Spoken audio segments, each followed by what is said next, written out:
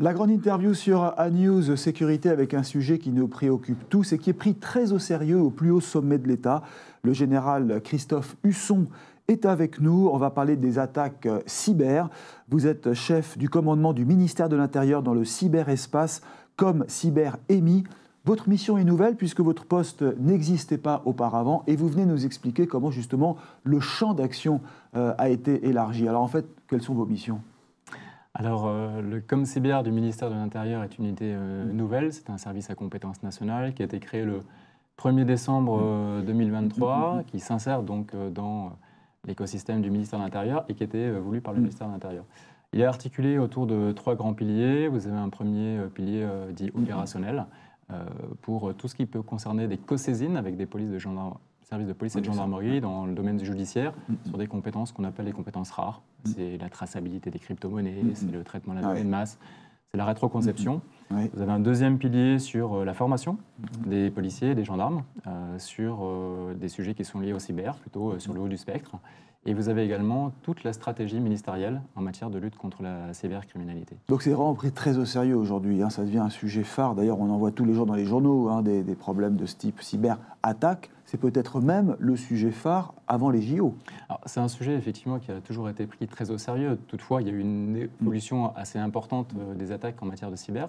Donc il est nécessaire aussi de pouvoir se réorganiser en conséquence et en fonction de ce qui est observé sur le terrain. Et c'est la raison pour laquelle on a créé ce ComCyber-EMI. Et également avec un certain nombre d'entités qui existent dans les services de police et de gendarmerie en matière d'enquête. C'est une sorte de regroupement des forces, en fin de compte. Alors on a un regroupement des forces effectivement sur les 3 piliers que j'ai évoqués tout à l'heure. Ce ComCyber du ministère de l'Intérieur a été créé sur la base du ComCyber de la gendarmerie, séparé en 2, une partie ministérielle et une partie qui reste spécifique gendarmerie, qu'on appelle l'unité nationale cyber. Et ce ComCyber du ministère de l'Intérieur a aussi vocation à accueillir des policiers dans les prochains mois, et c'est ce sur quoi on travaille avec les services de police. Donc ça va être encore élargi. On parle aussi du continuum de sécurité, vous savez bien, sur A-News Sécurité. Est-ce qu'il sera impliqué justement? Est-ce que le privé va être impliqué dans vos enquêtes, par exemple? Alors, dans l'enquête judiciaire, les enquêtes judiciaires sont menées par des officiers de police judiciaire, des policiers ou des gendarmes. C'est ça. Mais on peut s'appuyer sur le privé. Mais en revanche, effectivement, on a une forte implication dans le domaine du privé. D'ailleurs, le ComCyber du ministère de l'Intérieur, aujourd'hui, est implanté en partie au sein du campus cyber à la Défense, qui est un écosystème qui regroupe à la fois les administrations, les entreprises privées, le monde de la recherche, le monde universitaire. Donc le lien au privé est important. Et dans le domaine cyber, on a besoin de tous travailler de manière commune et tous ensemble. Ce sont les entreprises privées qui vont mettre leurs moyens à votre disposition? En fait, nous, aujourd'hui, ne serait-ce que sur les matériels que nous utilisons dans le cadre de nos investigations, il y a du matériel qui est acheté auprès des entreprises privées. C'est un des moyens de collaboration. On a également des besoins qui sont des besoins spécifiques sur des prestations de services. Typiquement, on est en train de développer aujourd'hui une plateforme de Cyber Threat Intelligence, donc faire en sorte de facilement exploiter le renseignement d'intérêt cyber. Et on développe cette plateforme de manière commune avec des entreprises privées. Oui, parce qu'aujourd'hui, les cyberattaques, on en parle vraiment de plus en plus. Ce matin, je disais encore dans un journal que ça serait peut-être même la menace numéro 1 pour les JO, plus encore que le terrorisme. C'est quand même assez incroyable. Alors, on a observé d'un point de vue statistique, services de police et de gendarmerie, sur les 5 dernières années, une augmentation de 42% des faits cyber qui ont été enregistrés par les services de police et de gendarmerie. Donc c'est ce qui a été enregistré, ce qui a été porté à notre connaissance. Donc on voit qu'on est sur une augmentation qui est assez forte. On n'est pas sur un palier, on continue à augmenter aujourd'hui. Donc c'est vrai que c'est une menace qui existe et il faut être en mesure de pouvoir y répondre. Nouveaux effectifs, donc ça veut dire que ça va encore augmenter ? Alors, depuis ces dernières années, que ce soit les services de police ou de gendarmerie, il y a eu un investissement fort en matière d'effectifs dans le domaine du cyber. Et il faut toujours adapter ces moyens. On voit qu'on a aujourd'hui une partie de la délinquance qui a pu se reporter sur le domaine du cyber. Si je vous donne un exemple, sur le blanchiment d'argent, auparavant, c'était un dispositif assez classique. Et on peut retrouver un blanchiment par l'intermédiaire de crypto-monnaies. Donc, il faut aussi s'adapter et positionner les compétences au bon endroit. Oui, vous en parliez, c'est l'une de vos premières missions, le repérage de ces... en tout cas, détecter les crypto-monnaies qui servent à blanchir souvent l'argent de la drogue, par exemple, ou du terrorisme. Ça peut être un exemple. On l'a vu beaucoup, l'utilisation des crypto-monnaies dans le cadre du paiement de rançons, dans ce qu'on appelle les rançongiciels ou les ransomware, un système qui est complètement chiffré d'une entreprise, d'une collectivité, et en échange, on vous demande de payer une rançon pour retrouver le dispositif de manière totalement optimale. C'était l'un des éléments sur lesquels les rançons logicielles, en tout cas les crypto-monnaies, étaient beaucoup utilisées. Mais on le voit apparaître aussi dans d'autres domaines, et notamment dans celui du trafic de stupéfiants, par exemple. Ouais, c'est ça, ouais. Donc ça veut dire que vous êtes vraiment en coopération avec les douanes aussi pour essayer de traquer peut-être le trafic. Sûr. Donc, en fait, on travaille à la fois au sein du ministère de l'Intérieur, mais on travaille aussi avec l'ensemble des partenaires qui peuvent mener un certain nombre d'enquêtes judiciaires, évidemment aussi avec le ministère de la Justice. On a vraiment besoin d'avoir et de rassembler l'ensemble des acteurs qui contribuent à la lutte contre la cybercriminalité. Alors, vous parliez au début de l'entretien de la formation aussi, parce que ça fait appel à des nouvelles compétences. Alors, nous avons au sein du ComCyber du ministère de l'Intérieur un centre national de formation cyber qui est situé à Lille et où on forme des policiers, des gendarmes. On a formé aussi un certain nombre de magistrats. On ouvre également à d'autres acteurs. Vous parliez des douaniers tout à l'heure et c'est un des acteurs que l'on cible évidemment. Et on a notamment une formation de très haut niveau qui est une formation justement sur la traçabilité des cryptoactifs. Nous avions une formation encore la semaine dernière sur le sujet et on le fait également au niveau international au profit de pays de l'Union européenne, ce qui montre aussi toute la nécessité d'une forte coopération. C'est ça, donc coopération européenne, ça veut dire qu'il y a aussi des polices, les ministères de l'Intérieur, des pays de l'Union qui peuvent coopérer, puisque bien sûr cette traque est internationale maintenant. La coopération elle est très forte. Si je prends l'exemple de l'année passée, alors on était encore sur un modèle ComCyber de la gendarmerie et pas ComCyber du ministère de l'Intérieur, mais rien que le ComCyberGend avait à l'époque approximativement 16 échanges à l'international par mois. Ah oui. À la fois sur de la coopération opérationnelle, sur des interpellations d'individus dans le cadre d'enquêtes judiciaires, mais également sur de la coopération dans le domaine de la recherche, de l'innovation, sur des sujets très techniques, et des échanges bilatéraux avec certains pays de l'Union européenne ou hors Union européenne. Alors ceux qui nous écoutent, qui nous regardent, se disent oui mais comment on met en place tous ces outils? C'est-à-dire que ce sont des geeks qui travaillent derrière des écrans, qui ont des écoutes. Comment on n'y arrive pas à imaginer la traque sur Internet? Alors, la traque sur Internet, en tout cas, il y a plusieurs métiers dans le domaine du cyber et dans le domaine de l'enquête judiciaire. Et donc, on a besoin d'avoir non pas uniquement des geeks, des gens qui ont envie, mais c'est aussi un vrai programme de formation. À la fois chez ce qu'on appelle les officiers, les sous-officiers, on a des programmes qui sont différents et qui sont à la fois des programmes de formation initiale, mais également des programmes continus, avec des compétences spécifiques en fonction de ce sur quoi vous allez travailler. Si vous êtes un spécialiste des crypto-monnaies, il faut évidemment qu'on vous forme Bien sûr. à la traçabilité, qu'on vous forme aux outils. Si vous êtes un spécialiste de l'enquête sous pseudonyme, ce sera plutôt sur cet aspect-là. Si vous êtes un spécialiste sur la recherche sur le dark web, dont on entend souvent parler, donc qui n'est pas référencé, mais on peut trouver énormément de choses, il faut aussi une formation spécifique. Donc elle est adaptée en fonction des besoins. Et on parle aussi des deepfakes, c'est quelque chose qui se développe énormément. Ça aussi, les fausses informations, les rumeurs, la déstabilisation des États. C'est une menace qui vient de certains pays qui sont hostiles à la France. C'est un sujet effectivement qui nous intéresse fortement, puisque la désinformation, c'est aussi un des enjeux aujourd'hui. Et le ComCyberAmi a en son sein, j'ai en tout cas un conseiller spécifique en matière d'intelligence artificielle. Et vous évoquiez les deepfakes. Les deepfakes sont très régulièrement mis en œuvre à partir de dispositifs d'intelligence artificielle. Sur les images, sur la vidéo, sur le son, sur la voix et autres. Et donc, on s'intéresse fortement à la manière dont l'adversaire peut l'utiliser. Mais c'est aussi évidemment un sujet sur lequel nous on travaille, de manière à ce que ça puisse nous apporter une plus-value dans le cadre des enquêtes. Et vous arrivez à décrypter le vrai du faux, c'est possible ? Alors c'est toute l'analyse dans le cadre des enquêtes qui nous permet effectivement de pouvoir identifier qu'une vidéo ou une image a été réalisée à partir d'intelligence artificielle et que c'est du deepfake. Donc il y a aussi la prévention qui compte, c'est-à-dire un petit peu comme quand on traque des gangsters ou des trafiquants de drogue ou des terroristes. Il faut travailler très en amont, avant que justement le problème se présente. Alors c'est un enjeu majeur, vous parliez tout à l'heure de continuum. Nous avons, service de police et de gendarmerie, capacité à pouvoir voir quel est l'état de la menace. Et en fonction, il faut qu'on puisse faire en sorte de prévenir, d'anticiper. La gendarmerie a développé un prédiagnostic cyber qui s'appelle Diagonale. Elle a aujourd'hui 10 000 cybergendarmes qui sont répartis sur tout le territoire national. Et ils contribuent, dans l'une de leurs missions, c'est d'assurer pendant 2 heures auprès d'une collectivité, d'une PME, d'une ETI, d'un autre groupe, d'une profession de santé, puisque les hôpitaux sont très régulièrement aussi victimes d'attaques, de faire un échange pour analyser le niveau de maturité cyber d'une entité. Et ensuite, nous orientons vers le groupement d'intérêt public cybermalveillance.gouv.fr de manière à mettre en relation avec les prestataires qui pourront faire de la remédiation ou un audit de sécurité ou ce genre de choses. Et la police effectue des actions aujourd'hui de même nature. C'est-à-dire qu'aussi, vous faites appel aux entreprises, aux privés qui sont souvent attaqués ou qui redoutent une menace ou des comptes bancaires dont les données sont volées. Là, vous faites appel aux privés qui vous aident peut-être à dénoncer ces abus, ces fraudes. Nous, ce que l'on fait dans le cadre de la prévention, c'est qu'on est vraiment des lanceurs d'alerte. On identifie là où on voit un certain nombre de difficultés sur nos collectivités ou l'entreprise.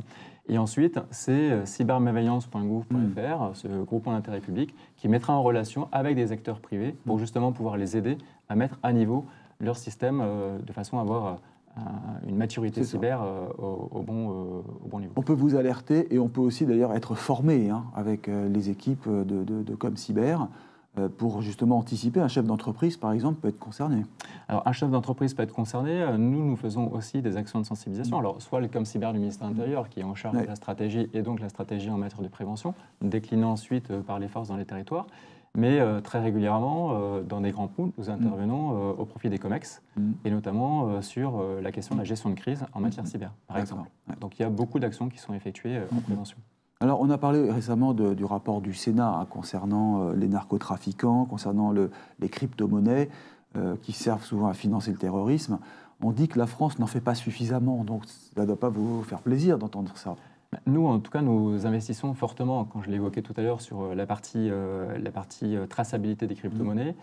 Nous avons des formations qui sont spécifiques au sein du Centre national de formation cyber. On forme les policiers, on forme les gendarmes. Et ce n'est pas uniquement justement pour travailler sur la question des rançons logicielles, c'est bien pour travailler sur l'intégralité du spectre, y compris dans le domaine du stupéfiant, que nous investissons fortement. Alors, je ne vais pas donner précisément les modes opératoires, mais en tout cas, on a une vraie action aujourd'hui et on essaie d'être très proactif en la matière. Donc votre action consiste à finalement traquer et mettre un terme donc, à ces abus, ces escroqueries, ces détournements. Mais ensuite, que se passe-t-il? Ça va où alors? La réponse pénale arrivera? Alors, les services de police et de gendarmerie, ainsi que le ComCyber-AMI, dans le cadre des co-saisines que j'évoquais tout à l'heure sur le haut du spectre, sont saisis par l'autorité judiciaire. Donc on mène des enquêtes comme on peut mener des enquêtes dans d'autres domaines. Et à partir du moment où nous avons récupéré les différents éléments, c'est transmis au magistrat. Il y a aujourd'hui un certain nombre d'infractions pénales en matière de cyber.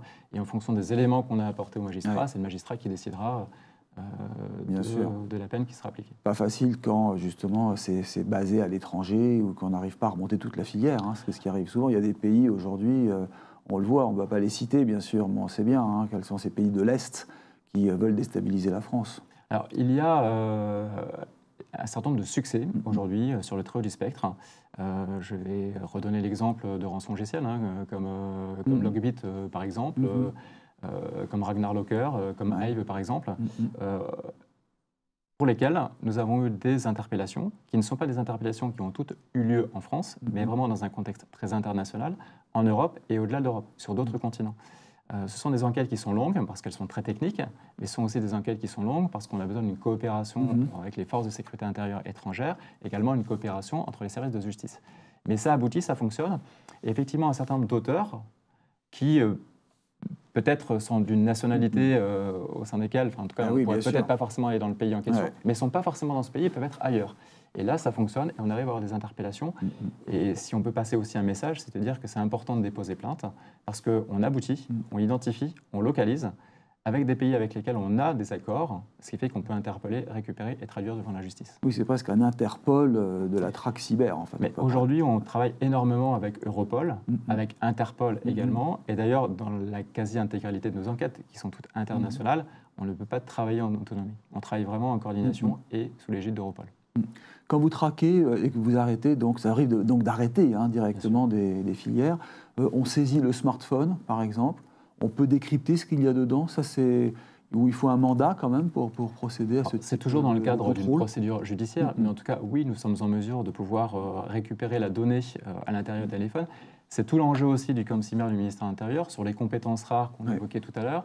notamment cette capacité à extraire de la donnée, qui peut être de la donnée chiffrée de manière très importante. Donc on a des capacités à pouvoir le faire. On peut avoir de la donnée qui est stockée sur un matériel qui a été abîmé. Donc on a cette capacité aussi à pouvoir reconstruire certains composants pour extraire la donnée, donc qui peuvent être des fichiers, qui peuvent être du texte, qui peuvent être de la vidéo. Donc ça, ce sont des choses que l'on fait, mais que l'on fait au quotidien. Et si j'en reviens aux 10 000 cybergendarmes ou aux policiers qui sont répartis sur les territoires, eh bien, selon un principe de subsidiarité, partout sur les territoires, on a cette capacité à pouvoir faire des extractions, alors avec des choses très simples dans les territoires au niveau des arrondissements, et puis au fur et à mesure que l'on va montrer au niveau national, eh bien, on a cette capacité à faire des choses très complexes. Général Husson, donc merci d'être avec nous. C'est vraiment une tâche extrêmement complexe, ça mobilise énormément d'énergie. Vous diriez que la France aujourd'hui est à un bon niveau concernant justement cette traque cyber ? Alors moi, je vais parler de lutte contre la cybercriminalité. Nous avons des moyens aujourd'hui. Et on a une vraie restructuration qui a été effectuée bien en amont d'ailleurs des Jeux Olympiques, puisque la création du ComCyberAmi a vocation justement à faire en sorte de fédérer l'ensemble des forces, à mettre à disposition de l'ensemble des services d'enquête ces fameuses compétences rares. Donc on évolue aussi en fonction de ce que l'on observe. Donc on est vraiment sur, je pense, une organisation qui essaie d'être la plus optimale possible et surtout qui s'adapte. Et une administration qui est performante, c'est aussi une administration qui sait s'adapter. C'est ça, qui évoluera avec les nouveaux risques. Parce que de nouveaux risques arrivent, on en parle souvent ici sur A-News. On apprend que les technologies de ces filières sont souvent en avance sur celles des forces de l'ordre, des autorités. Donc comment justement être au niveau et suivre cette course ? Alors ça aussi, c'est un des rôles du ComCyber du ministère de l'Intérieur, parce que sur les compétences rares que j'évoquais tout à l'heure, notamment dans le cadre des enquêtes, l'idée c'est aussi d'être à la pointe en matière de recherche et développement, recherche et innovation, avec nos partenaires européens, parce qu'on a beaucoup de programmes européens, avec des fonds européens dont on peut bénéficier, on travaille aussi en collaboration avec eux. Et typiquement, si je vous donne deux exemples, l'intelligence artificielle, c'est quelque chose sur lequel on travaille beaucoup aujourd'hui, notamment avec l'un de mes conseillers. Mais on travaille aussi en proactivité sur d'autres sujets, comme par exemple le quantique. Le quantique, c'est quelque chose qui va nous servir sans doute beaucoup, notamment sur le chiffrement, mais qui sera sans doute aussi utilisé par l'adversaire. Donc on a besoin aussi, en interne, au niveau national et au niveau européen, voire au-delà, eh bien d'échanger sur tout ça. Et cette innovation, elle est importante et on doit être proactif. Et c'est bien l'action que l'on mène à l'heure actuelle. Les Jeux Olympiques, c'est vraiment une menace, à votre avis? Enfin, en tout cas, est-ce qu'ils constituent aujourd'hui une cible, ces Jeux Olympiques? L'ensemble de la planète aura les yeux rivés sur la France pendant les Jeux Olympiques. Donc forcément, c'est un risque qu'il faut absolument prendre en compte. C'est la raison pour laquelle, côté cyber, pour le ministère de l'Intérieur, alors il n'y a pas que le ministère de l'Intérieur, puisque le ministère de l'Intérieur traite la lutte contre la cybercriminalité, donc identifier les auteurs. Au-delà de la lutte contre la cybercriminalité, il y a d'autres acteurs, notamment en matière de cybersécurité, donc la protection des infrastructures. Et là, typiquement, on peut citer l'ANSSI, l'Agence numérique, l'Agence nationale de la sécurité des systèmes d'information. Donc il y a vraiment des domaines qui sont différents. Mais en tout cas, pour les services de sécurité intérieure, chacun s'est mis en ordre de marche aujourd'hui, de manière à pouvoir réagir aux attaques cyber et à pouvoir mener les enquêtes. Et donc, vous serez basé à quel endroit pendant les Jeux Olympiques et Paralympiques? Alors, le ComCyber du ministère de l'Intérieur est basé aujourd'hui sur le secteur parisien. Le ComCyber du ministère de l'Intérieur est présent aussi au sein du Centre national de coordination stratégique, selon les différents niveaux, pour avoir justement tous ces échanges avec les acteurs dans le domaine du cyber et pas que le cyber, également sur les sujets liés à la sécurité publique. Et c'est lui qui assure le relais avec l'ensemble des forces de sécurité intérieure. Est-il exact que l'on pourrait détourner des données pendant les JO, pirater des chronomètres, par exemple? En fait, les menaces, elles sont très vastes. La question de la donnée que vous évoquez, c'est déjà un sujet qu'on observe aujourd'hui. Le vol de données, c'est un des sujets qui est un sujet majeur, parce que la donnée, elle est précieuse. Et la donnée, une fois qu'elle est volée, en général, elle est utilisée pour mener d'autres attaques en matière cyber, ce qu'on appelle l'ingénierie sociale. On regarde une donnée, on va peut-être trouver des caractéristiques par rapport à une personne, et cette personne sera ciblée pour une nouvelle attaque cyber. Donc ça, c'est déjà quelque chose qui existe aujourd'hui, et qui sans doute, peut-être, à l'occasion des JO, existera également. Vous parliez des chronomètres, par exemple, mais n'importe quel système qui est connecté, à partir du moment où il est connecté, ça élargit les surfaces d'attaque potentielles, et donc il y a un risque. C'est vrai qu'il faut être très humble en matière cyber. Mais donc, il faut l'anticiper, il faut diagnostiquer et prendre en amont les mesures de prévention. Oui, parce qu'on parle aussi du détournement ou de la prise de contrôle d'un avion, par exemple. C'est, paraît-il, possible. La prise de contrôle de véhicules qui sont autonomes. Pour l'instant encore, c'est assez limité. Mais ça aussi, c'est une menace qui monte. À terme, on peut penser qu'une voiture sur l'autoroute pourrait être accélérée et constituerait finalement une arme. À partir du moment où on a une interconnexion quelque part, il y a toujours un moyen de pouvoir pénétrer, et donc c'est un risque. Et il faut effectivement l'anticiper, il faut le prendre au sérieux. Alors on n'est pas directement sur le sujet de la lutte contre la cybercriminalité. Nous, on s'y intéresse évidemment parce que ça peut avoir des conséquences sur nos actions. Et c'est là où ce que vous évoquiez tout à l'heure, la vision globale du cyber avec le privé, avec la cybersécurité, la lutte contre la cybercriminalité, tout ça doit être un lieu d'échange important. Alors, Général Husson, on arrive au terme de cet entretien. Une dernière question. Votre parcours, qu'est-ce qui vous a mené finalement vers cette spécificité, cette spécialisation, donc, non pas geek, parce que je pense que vous n'aimez pas le terme, mais qu'est-ce qui vous a justement passionné dans cette mission? Qu'est-ce qui vous passionne aujourd'hui? Alors, moi, j'ai une carrière d'officier de gendarmerie très traditionnelle avec des postes de commandement sur le terrain. Je suis ingénieur de formation, donc j'ai eu, lorsque j'étais en administration centrale, des postes dans le domaine scientifique et numérique. Et aujourd'hui, je traite des sujets qui sont liés à la cybercriminalité. Ce qui est très intéressant, c'est que c'est à la fois de l'opérationnel, c'est aussi évidemment de la lutte au bénéfice de l'ensemble de nos usagers et des concitoyens.